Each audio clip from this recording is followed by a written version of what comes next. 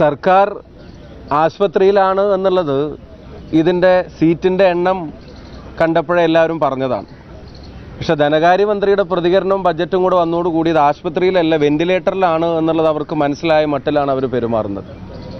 Visiting professor അല്ലെങ്കിൽ guest lecture എന്നൊക്കെ പറയുന്നത് പോലെ ഒരു വിസിറ്റിംഗ് ഫിനാൻസ് മിനിസ്റ്ററുടെ പദവി ഉണ്ടാക്കിയാൽ നമ്മുടെ പ്രിയപ്പെട്ട ധനകാര്യമന്ത്രിക്ക് ആന്ധ്രയിലോ ബീഹാറിലോ പോയി അവതരിപ്പിക്കാവുന്നതേ ഉണ്ടായിരുന്നുള്ളൂ ഈ ബജറ്റ്. ഒരു യൂണിയൻ ബജറ്റ് എന്ന് വിശേഷിപ്പിക്കപ്പെടാൻ കഴിയാവുന്ന ഒരു കണ്ടന്റും ഇതിനകത്തില്ല എന്നുള്ളതാണ്. ഇത് ഒരു പൊളിറ്റിക്കലി സർവൈവ് ചെയ്യാനുള്ള ടൂൾ കിറ്റാണ്. രാഷ്ട്രീയ അതിജീവനത്തിന് വേണ്ടിയുള്ള ഒരു ടൂൾ കിറ്റ് മാത്രമായിട്ട് ഈ ബജറ്റിനെ മാറ്റി. രാജ്യത്തിൻ്റെ വളർച്ചയ്ക്ക് വേണ്ടിയുള്ള ഒരു കിറ്റല്ല, രാജ്യത്തിൻ്റെ വളർച്ചയ്ക്കോ യുവാക്കളുടെ അവസരങ്ങൾക്കോ വേണ്ടിയുള്ള നിലപാടുകളല്ല. അപ്പോൾ ഇത്തരം കാര്യങ്ങളൊക്കെ മാറ്റിവെച്ചിട്ട് ഒരു വർഷം കൂടെ ഈ സർക്കാർ തുടരണം എന്നുള്ള ഒരു ആഗ്രഹത്തിൻ്റെ പുറത്തു മാത്രം ഈ യൂണിയൻ ബജറ്റ് എന്ന ഈ കാര്യത്തെ ഇവർ മാറ്റിമറിച്ചിരിക്കുകയാണ്. കേരളത്തോടും മറ്റു പല സംസ്ഥാനങ്ങളോടുമുള്ള ക്രൂരമായ അവഗണനയ്ക്കെതിരെ ഞങ്ങൾ പാർലമെൻറ്റിനകത്തും പുറത്തും ശബ്ദമുയർത്തുമെന്ന കാര്യത്തിനും സംശയം വേണ്ട. കേരളത്തിൽ നിന്ന് 2 സഹമന്ത്രിമാരുള്ള വിവരം ഈ ബജറ്റ് അവതരിപ്പിക്കുന്ന മന്ത്രിയോ അല്ലെങ്കിൽ BJPയോ അല്ലെങ്കിൽ ഈ ഗവൺമെൻറ്റൊക്കെ പാടെ മറന്ന മട്ടാണ്. ഇവിടെ പ്രഖ്യാപിച്ച പല പദ്ധതികളിലും ഒന്നിൽ നേരത്തെ ഇവിടെ ബഹുമാനപ്പെട്ട MP-മാർ സൂചിപ്പിച്ചതുപോലെ തന്നെ പല പദ്ധതികളിലും ഉൾപ്പെടുത്താവുന്ന കേരളത്തിൻ്റെ സാധ്യതകളെ ഒന്ന് പരാമർശിക്കാൻ പോലും തയ്യാറാവാതിരിക്കുന്നതിൻ്റെ ബേസ് എന്ന് പറയുന്നത് പല സ്റ്റേറ്റിലെയും കിട്ടുന്ന വോട്ടിൻ്റെ തോത് വെച്ചിട്ടൊക്കെയാണ് നിലനിൽപ്പിന് വേണ്ടി ഇവർ നടത്തുന്നത്.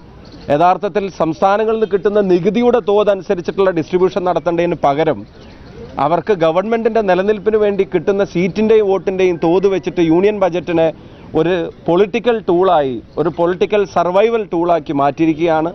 അത് നമ്മുടെ ബെഞ്ചിൽ, പ്രതിപക്ഷ ബെഞ്ചിലിരിക്കുന്ന ആളുകൾക്ക് മാത്രമല്ല, ഭരണപക്ഷ ബെഞ്ചിലിരിക്കുന്ന ആളുകൾക്ക് പോലും മുഖത്ത് പടരുന്ന നിരാശ വളരെ പ്രകടമായിരുന്നു പല സംസ്ഥാനങ്ങളിൽ നിന്നുമുള്ള പ്രതിനിധികൾ. ആ അർത്ഥത്തിൽ തന്നെ ഈ ബജറ്റ് വിലയിരുത്തപ്പെടും, വിമർശിക്കപ്പെടും. തീർച്ചയായിട്ടും പാർലമെൻറ്റിനകത്തും പുറത്തും ഈ സംസ്ഥാനങ്ങളോടുള്ള അവഗണനകൾക്കെതിരായി, കേരളത്തോട് പ്രത്യേകിച്ചും ഞങ്ങളുടെയൊക്കെ മേഖലകളോടും കോൺസ്റ്റിറ്റ്യുവൻസികളോടുമുള്ള അവഗണനകൾക്കെതിരായിട്ട് എയിംസ് ഉൾപ്പെടെയുള്ള കാര്യങ്ങളിൽ ഒരു പ്രഖ്യാപനവും നടത്താത്തതിനെതിരായി ഞങ്ങൾ നിലപാടെടുക്കും. കേൾക്കുമ്പോൾ ഇപ്പോൾ 1 മാസത്തെ ഇത് കൊടുക്കും എന്നൊക്കെ പറയുന്നെങ്കിലും ജോബ് എങ്ങനെ ക്രിയേറ്റ് ചെയ്യുമെന്നതിനെ സംബന്ധിച്ച് വ്യക്തമായിട്ടുള്ള ഡയറക്ഷൻസ് ബജറ്റിലില്ല. കൊടുക്കുന്ന തൊഴിലുടമക്ക് അത് അല്ലെങ്കിലും അവർക്ക് ആവശ്യമുള്ള തൊഴിലുടമ അവർ പിന്നെ കൊടുക്കുമല്ലോ. അപ്പോൾ കൃത്യമായിട്ടുള്ള ജോബ് ക്രിയേഷന് വേണ്ടിയിട്ടുള്ള പദ്ധതികൾ കൃത്യമായിട്ട് പറയാതെ നേരെ മറിച്ച് ചില ഇൻസെൻറ്റീവ്സ് പ്രഖ്യാപിക്കുന്ന തരത്തിലേക്ക് മാത്രമായിട്ട് മാറുകയാണ്. അത് എത്രത്തോളം പിന്നെ ജോബ് ക്രിയേഷൻസ് ഉണ്ടാക്കുമെന്നുള്ളത് നോക്കി തന്നെ കാണേണ്ട കാര്യമാണ്. അപ്പോൾ അതിനൊന്നും കോൺക്രീറ്റ് പ്ലാൻ ഉള്ളതായിട്ടോ അതിനെയൊന്നും പ്രോപ്പറായിട്ട് അഡ്രസ്സ് ചെയ്യാൻ ആഗ്രഹിക്കുന്നതായിട്ടോ തോന്നുന്നില്ല. ആകെ ഒരു കാര്യം മുൻകൂട്ടി നിശ്ചയിച്ചിരുന്ന ഒരു പ്രീ ഡിറ്റർമൈൻഡ് ബജറ്റാണ്. നമ്മൾ ക്രിക്കറ്റിൽ ചിലപ്പം ബോളർ വരുമ്പോൾ തന്നെ സ്റ്റെപ്പ് ഔട്ട് ചെയ്യാൻ ആദ്യം ബാറ്റ്സ്മാൻ തീരുമാനിച്ചിട്ട് ബോൾ എന്താണെങ്കിലും സ്റ്റെപ്പ് ഔട്ട് ചെയ്യാൻ തീരുമാനിക്കുന്ന പോലെ എക്കണോമിക് കണ്ടീഷൻ എന്താണെങ്കിലും ആവശ്യം എന്താണെങ്കിലും ആന്ധ്ര ബീഹാറിൽ നിന്ന് കുറച്ച് സമയം പറയണം. പറഞ്ഞിട്ടില്ലെങ്കിൽ 2025 ബജറ്റ് അവതരിപ്പിക്കാൻ അത് ബുദ്ധിമുട്ടാവുമെന്ന് തിരിച്ചറിഞ്ഞിട്ട് ഒരു പ്രീ ഡിറ്റർമൈൻഡ് എക്സസൈസാണ്.